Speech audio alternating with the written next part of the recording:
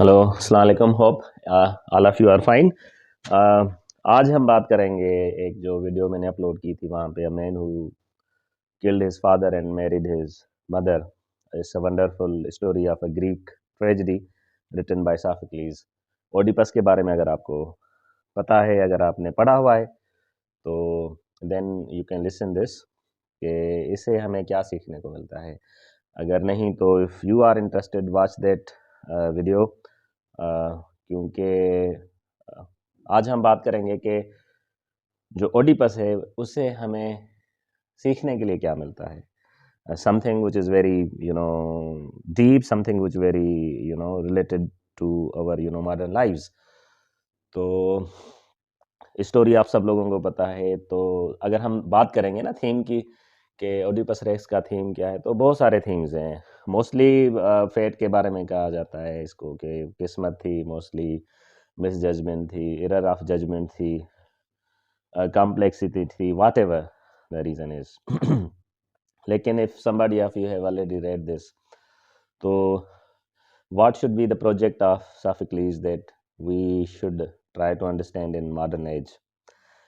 जिस तरीके से वो कातिल की तलाश करता है और वो कातिल खुद ही होता है, और वो जिस तरीके से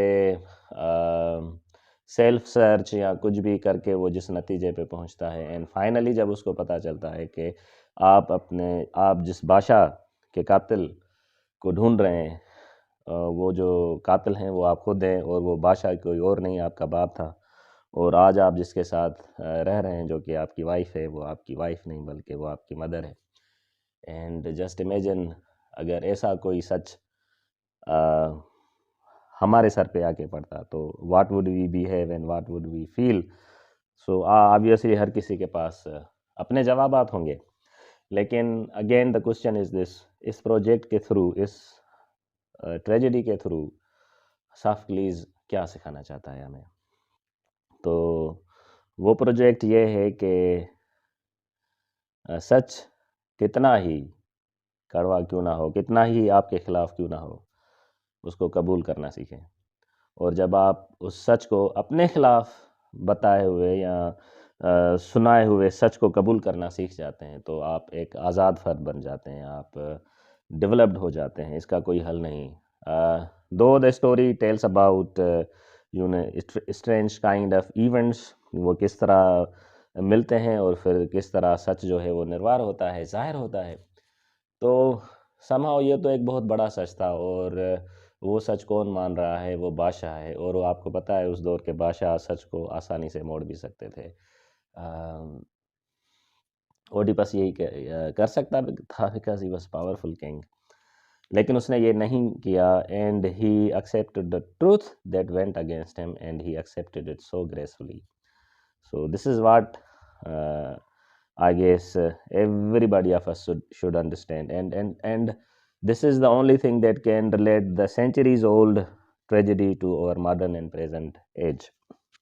But you see that problem in our society is, हम ये करते हैं कि जो ट्रूथ होता है, हम अपने खिलाफ जो सच होता है हम उसको नहीं मानते, हालांकि अनकॉन्शियसली या दिल में मान रहे होते हैं। लेकिन क्या सबब होता है कि वो हम सच अपने खिलाफ नहीं मान सकते?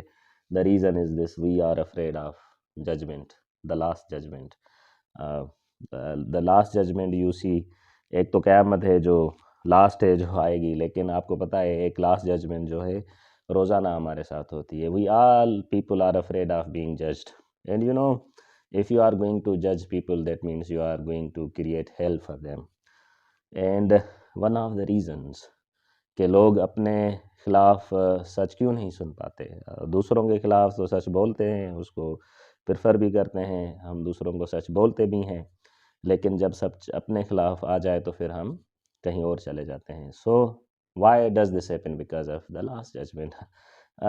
जजमेंट मीन्स जब हमें किसी ना किसी बुनियाद पे लोग जज कर रहे होते हैं, मतलब they are creating hell for us once. बाकी रेस्ट हम उसको इमेजिन करके वही बात दोबारा याद करके हम अपने लिए दोज़ख बना रहे होते हैं। So you see that everywhere जो रोज़मर्रा की बुनियाद पे हम जिस समाज में रहते हैं, वो रोज़मर्रा की बुनियाद पे हम लोगों के उन अल्फाजों और उन ख़तरनाक सज़ाओं से डर रहे होते हैं। So the last judgement is is continues on daily basis, और यही वजह है कि उस जजमेंट में बहुत सारे सच जो कि लोगों के खिलाफ जा भी रहे होते हैं, लोग उसको कबूल नहीं कर पाते, नहीं करते, वो डरते हैं और अवॉइड करते हैं, और इससे वो समझते हैं कि वो उस दोज़ख से बच जाएंगे, और वो बच नहीं पाते। But again the problem is this कि why is it necessary that the modern man must learn this art of knowing himself, and he should at least try to understand everything that went against him too and accept it. किसी ने खूबसूरत अल्फाज कहे ना कि सच हमें अमीर नहीं करता, वो हमें आज़ाद करता है। तो अगर हम आज़ाद होना चाहते हैं इन सारी चीज़ों से, तो फिर we have to honour and respect the truth no matter if it went against us, it goes against us. And there is very interesting story. Fall में अलबीर कमू लिखता है कि एक बंदा था, उसके पास बहुत अच्छी और पायस बीवी होती थी, और वो जो बंदा होता था वो ख़ुद जो है वो दूसरी जगह मुंह लगाता फिरता था। एंड पीपल यूज़ टू जज हिम एंड से हिम कि यार तुम ऐसे हो, तुम्हारी बीवी इतनी अच्छी है, वो इतनी परहेजगार है, और इतनी खूबसूरत बीवी होने के बावजूद भी तुम ये काम करते रहते हो। तो the people with their judgement created sort of hell for him. तो उसने आप बताएं क्या किया होगा उसने, जब लोगों ने आके उसे इस बुनियाद पे जज किया या बहुत कुछ बोला जो कि उसके खिलाफ सच था, तो इंस्टेड ऑफ कि वो ये सच मानता, तो उसने अपने अंदर ये जो बुराई है इसको ख़त्म करने की जगह पे उसने अपनी बीवी को ख़त्म कर दिया, मतलब उसको कत्ल कर दिया। उसको लग रहा था कि because of his wife people are judging him so badly and unjustly और वाट एवर। तो यही चीज़ है। This was something that was done to Socrates. सुकरात का क्या कसूर था? उसने भी यही कहा था ना कि कंप्लेंट्स की थी समाज में लोगों के बारे में, तो सुकरात की जितनी भी कंप्लेंट्स थी उस पर ध्यान नहीं दिया गया, ना ही उसकी जो शिकायतें थी उनको ख़त्म किया गया, सुकरात को ही ख़त्म किया गया। ऐसा क्यों होता है? द रीज़न इज़ दिस, शायद हम सोफोक्लिस की ये बात नहीं समझते जो कि ओडिपस ने समझ ली, और सरेआम और भरे मजमू में कहा कि अगर मैं गुनाहगार हूँ तो मैं सज़ा का हकदार हूँ और मुझे वो सज़ा कबूल है। यू नीड दिस, और वन नीड्स दिस करेज, जिसकी बुनियाद पे वो अपने खिलाफ जितना भी कड़वा सच क्यों ना हो वो सुन सके। And you see that there are lot of other things, जैसे कि हमारे यहाँ लोग आते हैं हमारे समाज में गांव से पढ़ने लिखने, और when they come into the city they get education and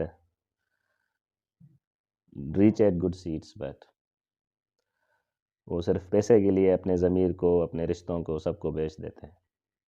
लेकिन हम में से कोई भी अगर उनको ये सच मुंह पे बोलेगा तो वो इंस्टेड ऑफ अंडरस्टैंडिंग दिस वो हमारे दुश्मन बन जाएंगे, वो हमारी बात नहीं समझेंगे। So this is the problem generally, and this is what I believe this drama is very beautiful. Oedipus Rex ये इसलिए खूबसूरत है क्योंकि इसने सोफोक्लिस ने एक बहुत अच्छी चीज़ सिखाई है हमें